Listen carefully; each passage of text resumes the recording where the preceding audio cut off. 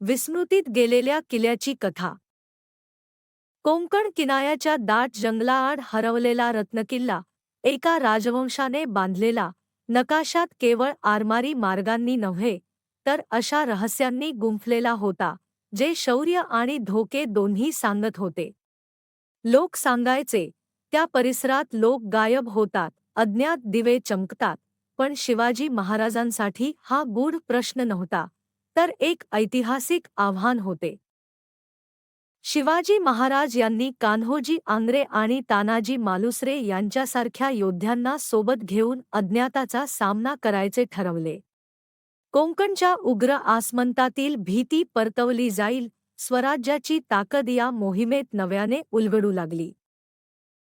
शत्रूशीच्या लढाईनंतर किल्ल्याचा हरवलेला इतिहास सापडला, रत्नजडित खोयांचं गुप्त मार्ग, जे अरबी समुद्रात स्वाधीनतेचा मार्ग दाखवत होते. किल्ल्याचा विजय केवळ ऐतिहासिक नाही, तर शिवाजींच्या दूरदृष्टीचे स्मारक ठरले. रत्नकिल्ल्याचा शोध. अखेरच्या प्रवासानंतर मावळ्यांनी एका शांत समुद्रकिनाऱ्यावर पाय टाकला, जिथून एका उंच कड्यावर प्राचीन किल्ल्याचे भग्नावशेष भयमिश्रित आनंदाने त्यांना दिसले. तानाजीने किल्ल्याच्या भिंतींवर शिलालेख पाहिले. धोका अंतर्गत असतो, सावधान रहा. किल्ल्यात प्रवेश करताच भूमिगत भुयार सापडले. समुद्राच्या दिशेने जाणाऱ्या त्या मार्गाने मावळे एका वळणावर आले, जिथे काही पोर्तुगीज सैनिक किल्ल्यावर कब्जा करण्यासाठी सज्ज होते. तानाजीने शत्रूंच्या प्रमुखाला पकडून किल्ला मावळ्यांच्या दिमाखात आणला.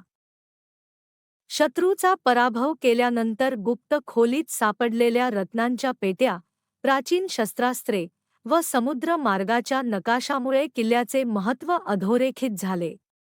शिवाजी महाराजांनी तो किल्ला ताब्यात घेतला व कोकणातील आरमारी वर्चस्वाचा पाया रचला. आज इतिहासप्रेमींसाठी रत्नकिल्ला हा फक्त विजयाचा दाखला नाही, तो स्वराज्याचे ध्येय, दूरदृष्टी आणि शौर्याचे प्रतीक आहे.